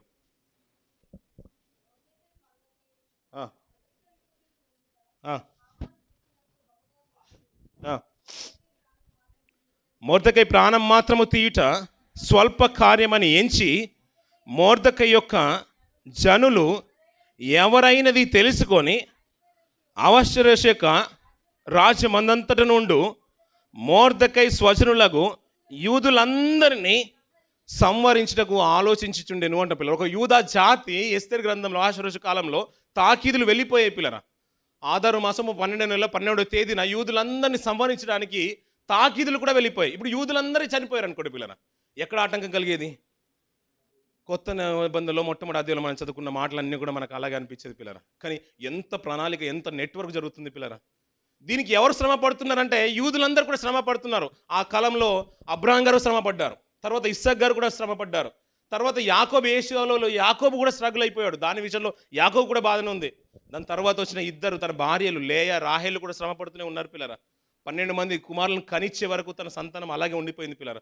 ఆ గోత్రంలో 12 గోత్రాలు వెళ్తూ ఉంటే పిల్లలు ఎన్ని ఆటంకాలు జరుగుతున్నాయి పిల్లరా. ఒకరు ఎదిగిపోతున్నారు, ఒకరు తగ్గిపడుతున్నారు, ఒక కుమారులను చంపాలనుకుంటున్నారు. అలా యోసేపు గారిని చంపడానికి ప్రయత్నం చేసినప్పుడు అప్పుడు ఆటంకాలు జరిగిపోయి ఐగుప్తులో వెళ్ళిపోవడం ఏంటి, వారి హస్తము బలమైపోవడం ఏంటి, ఒక నాయకుని నిలబెట్టుకుని మోసే ద్వారా నడిపించడం ఏంటి పిల్లలు. ఇలా వస్తున్న తరుణంలో యూదులందరి మీద కూడా ఒక దుష్టుడు పన్నాగం పన్నేశాడు పిల్లలు. జాతిని అందరూ కూడా నాశనం చేయాలనుకుంటున్నాడు పిల్లరా. ఇక్కడ బలైపోతున్న యూద జాతి యొక్క చరిత్రలో 2 ప్రముఖులు కనబడుతున్నారు. మొర్దెకై కనబడుతున్నాడు, ఎస్తేర్ రాణి కనబడుతుంది పిల్లరా. అప్పుడు శాసనం హెచ్చించినా పర్లేదు, నేను రాజు దగ్గరికి వెళ్ళిపోతాను అన్నప్పుడు, అమ్మ నువ్వు వెళ్ళు అంటే నేను వెళ్ళను, ఆయన ఆజ్ఞలేంది నేను వెళ్ళలేను, వెళ్తే చంపబడేది ఒక తీర్మానం ఉంది అన్నప్పుడు, అయిన పని ఒకవేళ నువ్వు వెళ్ళకపోతే యూదులకు ఎక్కడి నుంచైనా సహాయం వస్తుంది, ఎక్కడి నుంచైనా వస్తుంది అన్నప్పుడు మీరు అన్నపానాలు మానేసి ఉపవాసం ఉండి నా కోసం ప్రార్థించిన, మేము కూడా ప్రార్థిస్తామని రాజు శాసనాన్ని హెచ్చించి మరి ముందుకు వెళ్తుంది పిల్లలు. తన ప్రాణాన్ని పలంగా పెట్టి ముందుకు వెళ్తుంది. ఒకవేళ ఆయన ఆ దండము చూపించకుండా చంపేసే ఆజ్ఞ ఇవ్వగల సామర్థ్యం రాజుకు ఉంది. అందుకనే దేవునికి ఎలాంటి ఆలోచన ఉంటుందంటే ఒక మంచి మాట మాట్లాడతాడు. దేవుని చేతిలో అంట రాజు హృదయము నీటి కాలువల వలె ఉంటుందంట పిల్లరా. ఆయన ఈ చిత్తవృత్తి చొప్పున త్రిప్పును అంటాడు పిల్లరా. ఇష్టానుసారంగా దేవుడు మలుస్తాడంట, శాసనాలు సైతము మార్చగల సమర్థుడు అంటున్నాడు పిల్లరా. ఈ యూదా జాతిని రక్షించడానికి మొర్దెకై, ఎస్తేరు బలి అవుతున్నారు పిల్లరా. అంటే అంతగా తెగించి మరి ప్రాణాలు ఒడ్డి మరి యూదా జాతిని కాపాడుకోవడానికి మంచి తీర్మానాలు, మంచి ప్రణాళికలు, మంచి ప్రార్థన జీవితము, వారి విశ్వాస జీవితము ఈ ఎస్తేరు గ్రంథంలో మనం చూస్తుంటాం పిల్లరా. ఇంకా ముందుకు వస్తుంటే పిల్లరా, ఎక్కడి నుంచో తరలు వస్తున్న కాలంలో పిల్లరా, చివరికి వచ్చేసరికి వెళ్ళి ఇంకా మనం చెప్పడానికి అవకాశం లేదు కాబట్టి మరియమ్మ దగ్గరికి వచ్చేద్దాం పిల్లరా. తను కనేసింది పిల్లరా. కన్న తర్వాత జ్ఞానులు వచ్చేసి ఏరే దగ్గరికి వచ్చిన తర్వాత జ్ఞానులు అడుగుతున్న యూదుల రాజుగా పుట్టినవాడు ఎక్కడున్నాడయ్యా అంటే, అది బెత్లెహేంలోనే జరుగుతుంది. శాసనాలు తిరిగి చూసినప్పుడు అయ్యా ఇక్కడే జరుగుతుంది అన్నప్పుడు, ఆ జ్ఞానులు మీరు వెళ్ళి చూసిరండి, వచ్చి సమాచారం నాకు ఇవ్వండి, నేను వచ్చి కూడా ఆయనను పూజిస్తాను అన్నాడు. జ్ఞానులకు ఇప్పుడు దూత వచ్చి సమాచారం చెప్తుందంట, మీరు వచ్చిన మార్గాన వెళ్ళక వేరొక మార్గాన వెళ్ళండి. ఒకవేళ నేరుగా వారు వచ్చేసారు అనుకోండి పిల్లరా, ఎంత విపత్తు జరిగేది పిల్లరా. వారు అపహసించారని రాజు తెలుసుకున్న తర్వాత రాజు ఒక శాసనం చేశాడు పిల్లలు, తెలివిగా ఆలోచించేశాడు. అయ్యా ఈ కాలము సమయాలు అన్నీ కూడా చూసుకునంట ఎలాంటి వధ చేశాడో చూడండి పిల్లరా. మాట మత్తయి సువార్త ఆ మాట చూసుకుందాం పిల్లరా, త్వరగా చదువు.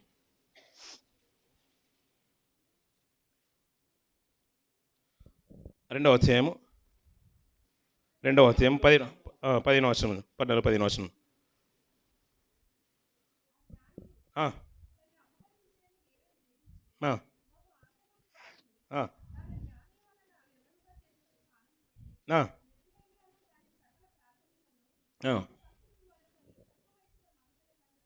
వధించెను, అందువలన రామాలో అంగలార్పు విడెను, ఏడ్పును మహారోదన ధ్వనియు కలిగెను. రాహేలు తన పిల్లల విషయమై ఏడ్చుచు వారు లేనందున ఓదార్పు పొందనోళ్ళకు ఉండెను. సరిపోతుంది పిల్లరా. ఇక్కడ ఇన్ని మాటలు, కొన్ని మాటలు మనసులో ఉంచుకుని పిల్లరా, మాటికి విన్న మాటలే కదా. అక్కడ ప్రభువు రాబోతున్నాడు, ఇప్పుడు జన్మించేశాడు, అప్పటికి జన్మించేశాడు కదా, పుట్టేశాడు. మరియమ్మ గారు గర్భిణి ఉన్న రాత్రి కాలంలో జరిగిన వేదన అంత ఇంత కాదు కదా పిల్లరు. ఎవరు లేరు, స్థితులు లేవు, పరిస్థితులు అనుకరించట్లేదు, అయినా కానీ తనను కనేసింది పిల్లరు. తన భర్త సహకారంతో ఎవరు ఆదరించకపోయినా, ఎవరు సత్రంలో అవకాశం ఇవ్వకపోయినా పొట్టిది గుడ్డలతో చుట్టి పశువుల తొట్టిలో అతని పరుండబెట్టేసింది పిల్లరా. జ్ఞానులు వచ్చేసారు, జ్ఞానులు వచ్చి చూసారు, రాజు దగ్గరికి వచ్చేసారు మొట్టమొదటిగా. ఎందుకంటే అక్కడ ఉంటారు కాబట్టి తన జ్ఞానాన్ని వాడుకొని అక్కడికి వచ్చేసారు. మళ్ళీ నక్షత్రము వారికి దారి చూపేసి అతను నిలిచి అంటే ఉండే స్థలంలోనే నిలిచిందంట. వారు అత్యానంద భరితులు అంటారు. అక్కడ వెళ్ళి తనకు నమస్కరించి కానుకలు ఇచ్చిన తర్వాత మీరు వచ్చిన మార్గంలో వెళ్ళొద్దు అని చెప్పిన తర్వాత జ్ఞానులు వెళ్ళిపోయారు పిల్లలు. ఇప్పుడు తీరా ఎలా ఉంటుందంటే, పరిస్థితులు ఎలా అయిపోయిందంటే, ఇంచుమించు 2 సంవత్సరాల మొదలు, చిన్న పుట్టింది మొదలుకొని 2 సంవత్సరాల వరకు అందరినీ, ఆ యూదయ పరిసర ప్రాంతంలో నివసించిన యూదులందరిలో పిల్లల్ని సంహారం చేశాడు పిల్లలు. ఎంతమంది తల్లుల ఘోషను వినబడి ఉంటుంది పిల్లలు. మనకు మరియమ్మ ముందు కనబడుతుంది. ప్రభు యొక్క ఆవిర్భావం కంటే ముందుగా ఎన్నో కుటుంబాల్లో రోదన ఉంది. ఎందుకంటే తన మగవారి పిల్లల్ని తల్లులందరూ కూడా కోల్పోయారు పిల్లలు. అయినా పర్లేదు, ఏమనుకున్నారంటే మన రక్షకుడు లోకానికి రావాలి, ఆయన వస్తే ఏమైపోతుందంటే ఈ దుష్టత్వం నుంచి మనం మళ్ళించి మనల్ని ఆశీర్వాదానికి పాత్రలుగా ఎంచుతాడు. అంతేకాదయ్యా, ఇది ఎప్పుడు వాగ్దానం అంటే అబ్రాహాము కాలం మొదలుకొని తర్వాత రాబోతున్న ఇశ్రాయేలుకు సాయం చేయ వరకు సమస్త జనులందరూ కూడా భూమి మీద ఆశీర్వాదం పొందాలంటే ఈ కార్యం జరగాలి. దానికి మోషే బలైపోయినా పర్లేదు అనుకున్నాడు పిల్లరా. ఎస్తేరు బలైపోయినా పర్లేదు అనుకున్నది, మొర్దెకై బలైపోయినా పర్లేదు అనుకున్నది. అబ్రాహాము మొదలుకొని పిల్లల తరాలు మారుతున్న, యుగాలు మారుతున్న యూదులు అందరూ కూడా దానికి వధైపోవడానికి కూడా సంసిద్ధమైపోయారు పిల్లలు. ఇక్కడ గొప్ప వధ జరిగిపోయింది పిల్లలు. అలనాడు మోషే పుట్టినప్పుడు చిన్నపిల్లలు ఏ రీతిగా వధ చెందబడారో, రక్తాన్ని చిందించేశారు, అలాంటి వధ ఇక్కడ అందరూ జరిపింది. అదే విషయంలో రాహేలు అంగలార్పిన రాహేలు పిల్లలు ఆ పరిసర ప్రాంతాల్లో ఉంటున్నారు. అంటే అతని సంతానం నుంచి వచ్చిన వారు, రాహేలు సంతానం నుంచి వచ్చిన వారు అందరూ కూడా ఆ రోజు రాత్రంతా కూడా ఎప్పుడైతే వధ జరిగిందో అందరూ కూడా అంగలార్పు చేస్తూనే ఉన్నారు పిల్లలు. ఇది అంతా జరుగుతుంది కదా. మరియమ్మ యోసేపులు ఎలా ఉండాలి మరి? కనిన బాలుని తీసుకొని వెంటనే ప్రభుదూత వరకు ఒక వాగ్దానం వచ్చేసింది. వెంటనే వాక్కు వచ్చేసింది, అమ్మ యోసేపు, అక్కడ చూడండి పిల్లలు, పైన మాట 13వ వచనం పైన మాట, వారు వెళ్ళిపోయిన తర్వాత ఇదిగో ప్రభుదూత స్వప్నమందు యోసేపునకు ప్రత్యక్షమై ఏ రోజును ఆ శిశువును సంవరింపవాలనని ఆయనను వెదకుచున్నాడు గనుక నీవు లేచి ఆ శిశువును ఆయన తల్లిని వెంటబెట్టుకొని ఐగుప్తుకు పారిపో అంటున్నాడు పిల్లరా. ఎవరిని వెంటబెట్టుకొని? మరియమ్మను పుట్టిన బిడ్డను ఆయనను వెంటబెట్టుకొని నువ్వు మరియమ్మకు తీసుకొని నువ్వు పారిపో అంటున్నాడు. ఇంచుమించు ఎన్ని సంవత్సరాలు ఉండాలి? ఇది పుట్టే వరకు వెళ్ళి జ్ఞానులను పరిష్కరంగా శాస్త్రాలన్నీ కూడా చూసిన తర్వాత పుట్టినది మొదలుకొని 2 సంవత్సరాలు అన్నాడు కదా. ఈ సంవత్సరము లోపట్ల ఉన్న వయసును బట్టి అప్పుడే కన్నా నిజంగా చెప్పాలంటే మనం ఏమంటారు, పుట్టిన తల్లిని, అప్పుడే ప్రసవించిన తల్లిని పురిటిరాల అంటారు, ఇంకా బాలింత అని అంటారు మనకు చెప్పాలంటే మన భాషలో. అలాంటి ఆమెను నువ్వు తీరా వెళ్ళిపో అమ్మ అనగానే, అయ్యో గవర్నమెంట్ నాకు వీసా స్టాంప్ అవ్వలేదు, మెడికల్ అవ్వలేదు, నేను ఎయిర్పోర్ట్కి నేను కార్లో తీసుకెళ్ళండి, అక్కడ నుంచి నేను ఎయిర్పోర్ట్లో హాయిగా ఫ్లైట్లో వెళ్తాను కాదంట. నువ్వు ఇక్కడ నుంచి పారిపో అంటున్నాడు పిల్లలు. పారిపో అంటే పరిస్థితులు ఎలా ఉంటాయి ఆలోచించండి పిల్లరా. వెనక తట్టుకు చూడకు, నువ్వు ఇక్కడ నుంచి విడిచిపెట్టి వెళ్ళిపో అంటే వెనక తట్టు చూసిన పరిస్థితులు ఎలా అయిపోయాయో మనకు బాగా తెలుసు పిల్లరా. అంటే ఉగ్రత వచ్చినప్పుడు ఏంటంటే చెప్పి రాదు కదా పిల్లరా. అది మామూలుగా వస్తుందిలే, మనం తీరా మెల్లిగా వద్దాం, మనం చర్చకు వచ్చినప్పుడు మెల్లిగా వస్తాం చూసారా పిల్లరా. ఆలస్యమైన పోయినా పర్లేదు మెల్లిగా వద్దామని అలా వెళ్ళిపోవట్లేదు ఇక్కడ. పరుగు అని ప్రాణాలు కాపాడుకోవడానికి పరిగెత్తుతున్నారు పిల్లలు. నిజంగా చెప్పాలంటే నిండు చూలాలి ప్రసవించక ముందు ఎలాంటి పరిస్థితులు జరిగాయో ప్రసవించిన తర్వాత కూడా మరియమ్మ అదే వేదన పొందుకున్నది పిల్లరా. భర్తను పట్టుకొని బిడ్డను చేతిలో పెట్టుకొని పారిపోతున్నారంట పిల్లరా. ఇంచుమించు 700 కిలోమీటర్ల దూరం అంట పిల్లరా. వీరు జన్మించిన స్థలం మొదలుకొని ఎక్కడ బెత్లెహేం నుంచి ఐగుప్తుకి 700 కిలోమీటర్లు అంటే 700 కిలోమీటర్లు. ఆ రోజు రథాలు ఎక్కడి పిల్లరా? బహుశా గాడిద మీద కూర్చుండబెట్టి తీసుకుని వెళ్ళొచ్చుంట పిల్లరా. ఆమె జీవితంలో ఏ రోజు సుఖం అనుభవించిన రోజులు లేవు పిల్లరా. నిజంగా చెప్పాలంటే ఆమె చనిపోయిన తర్వాతనే నేటికి మన ప్రపంచం స్మరణ తెచ్చుకుంటుంది పిల్లరా. ఆమె చనిపోయిన తర్వాత మరియమ్మ గురించి ఇప్పుడు ధన్యురాలు అనే మాటలు లిఖింపబడ్డాయి. ఇప్పుడు మనం ఆమెను ధన్యురాలు అంటున్నాము, ప్రపంచ మానవాళ్ళందరూ కూడా ధన్యురాలు అంటున్నారు. కానీ ఆ రోజు ఉన్న బ్రతికిన కాలంలో ఏ రోజు ఆమె సుఖపడినట్టుగా కనిపించదు మనకు. పెళ్లి కంటే ముందు ప్రదానం చేయబడిన తర్వాత కొంత సంతోషం కలిగి ఉండవచ్చు. ఎప్పుడైతే దూత వచ్చిందో ఆ రోజు మొదలుకొని తన శేష జీవితాన్ని ఈ లోకంలో ముగించే వరకు ప్రతిరోజు వేదన అనుభవిస్తుంది. తన కన్నీరు కారుస్తూనే ఉంది పిల్లల. ప్రతిది కూడా హృదయంలో భద్రం చేసుకునే ఉంటుంది. నీ ఖడ్గం దూసుకుని పోతుంది ఆ తల్లి అన్నప్పుడు అతను అనేకులు నిలబడుటకును పడిపోవుటకు వివాదాస్పదమైన గుర్తుగా నీ గర్భం నుంచి రాబోతున్న ఈ బిడ్డ వివాదాస్పదంగా గుర్తుగా ఉంటాడని సిమియోన్ అన్న మాటలు మనకు బాగా తెలుసు పిల్లరా. తన తల్లిని తీసి నీ గర్భంలోకి ఖడ్గము దూసుకొని పోనండి. ఇవన్నీ కూడా హృదయంలో తలపోసుకుంటుందంట పిల్లరా. ఏ రోజు కూడా సుఖం అనుభవించే జీవితాలు కాదు పిల్లరా. అయినా అతను ఏమనుకుందంటే నేను ధన్యురాలిని అని అంది. ఎందుకంటే ఆయన రక్షణ నాకు చూపించేశాడు, నేను ప్రభువును కలిగి ఉన్నాను, నా దీన స్థితిని దేవుడు కండక్షించేశాడని. ఇవన్నీ వింటున్న మనకు పిల్లల క్రైస్తవులకు వచ్చేసాం కదా, రక్షణలోకి వచ్చేసాం కదా, అన్నీ బాగానే ఉంది పిల్లరా.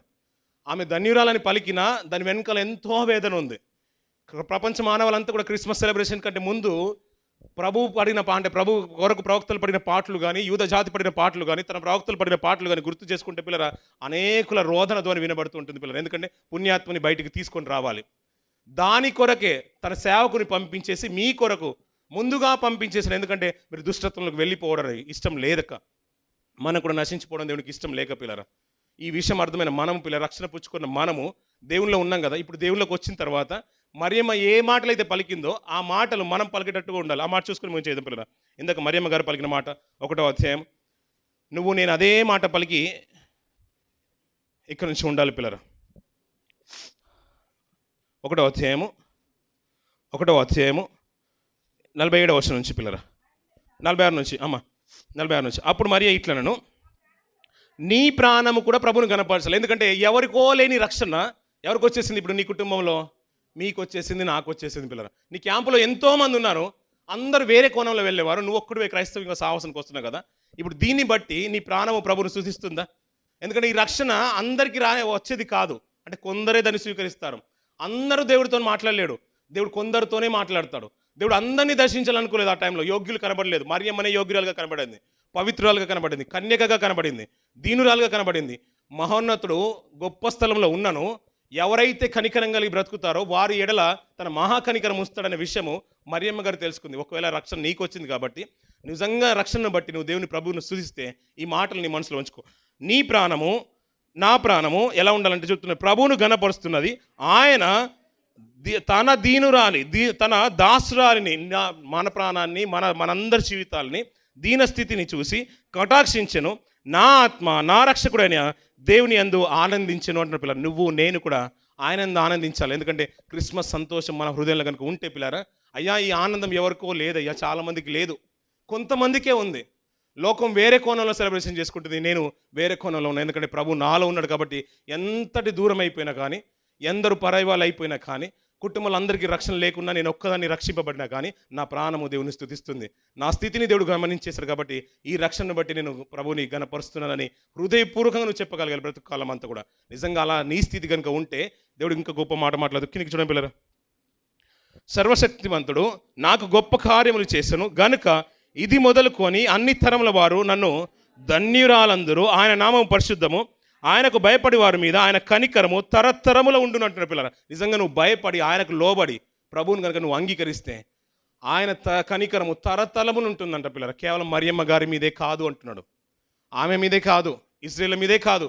నువ్వు కనుక ఆయనకు భయపడి ప్రభువును సొంత రక్షకుడుగా నువ్వు అంగీకరించి ప్రభువుని నిజంగా నువ్వు క్రిస్మస్ దినాల్లో హృదయపూర్వకంగా నువ్వు ఆయనను హత్తుకొని బ్రతికినట్లయితే నీ స్థితిని బట్టి నువ్వు ఏ స్థితిలో ఉన్నా కానీ ఆయన్ని గణపరిచినట్లయితే, నువ్వు కనికరం చూపినట్లయితే దేవుని మహాకనికరము నీ మీద ఉంటుంది అంటున్నాడు పిల్లరా. ఆ మహాకనికరమును బట్టి దేవుడు నిన్ను గణపరుస్తాను అంటున్నాడు, ఉన్నతమైన స్థితిని ఇస్తాను అంటున్నాడు. అంతేకాదన్నాడు, ఏమనంటే అన్ని తరముల వారు మరియమ్మను ఏ రీతిగా అయితే ధన్యురాలు అన్నారో నిన్ను కూడా నీ వాక్యాన్ని విని దాని ప్రకారంగా గనుకుంటేనంట నువ్వు కూడా ధన్యుడవే అనే ప్రభు అయిన ఒక మాటలు మనం వింటూ ఉంటాం పిల్లరా.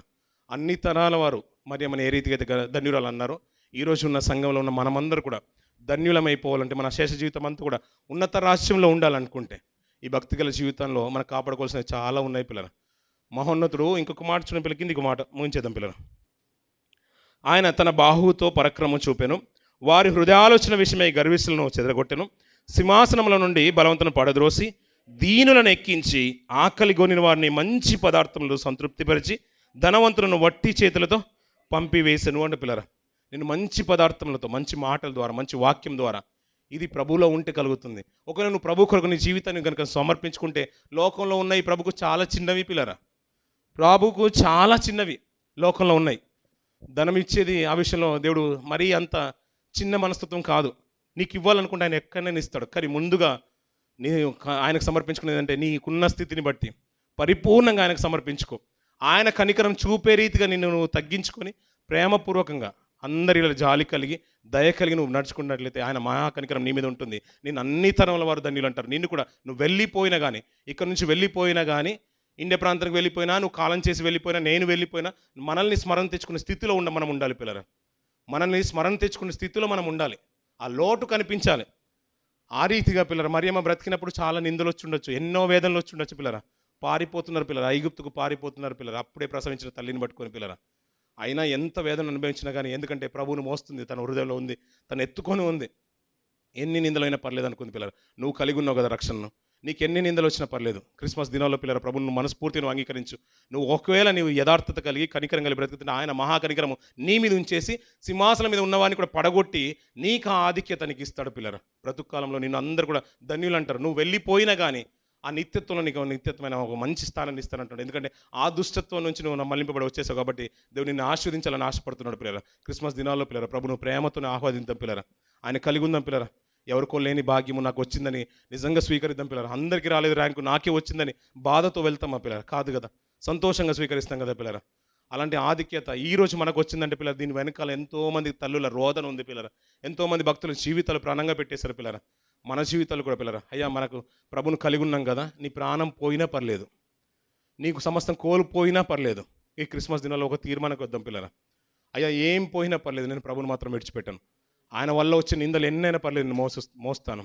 మరియమ్మ అంత నిజంగా దీనస్థితిలో ఉండి కూడా అన్నీ భరించేసింది కదా పిల్లలు. మనకు ఒక మంచి జాబ్ ఉన్నది, సాలరీస్ ఉన్నాయి, గల్ఫ్లో అంటే మంచి ఫైనాన్షియల్ కూడా బలంగా నిలబడుతున్నారు, కుటుంబాన్ని పోషించుకుంటున్నారు, ఇల్లు ఉన్నాయి. మరి మనం పంపకపోతే అక్కడ పస్తులుండే స్థితిలో మనమైతే లేము కదా పిల్లరా. అయినా కానీ నీ యథార్థతను విడిచిపెట్టకు. ఎందుకంటే ఏమీ లేని మరియమ్మనే అంత బలంగా నిలబడిపోయింది ప్రభు కొరకు. ఎన్ని నిందలైనా మోసేసింది పిల్లరా. మనకు అన్ని ఫెసిలిటీస్ ఉన్నాయి పిల్లరా. ప్రభు నీ హృదయంలో కొలువు చేసుకుంటే నింద భారం అన్నీ ఉంటాయి పిల్లరా. అయినా పర్లేదు, ఎందుకంటే దీని తర్వాత ఉండేది మహాభాగ్యం పిల్లలు. ఈ రక్షణ అనేకులకు అందించడానికి ఆ నిత్యత్వంలో నిన్ను నేను మనం ఉండాలంటే పిల్లరా, కొంతకాలము ఈ నిందలైనా మనం మోయాలి పిల్లరా, కష్టమైనా భరించాలి పిల్లరా.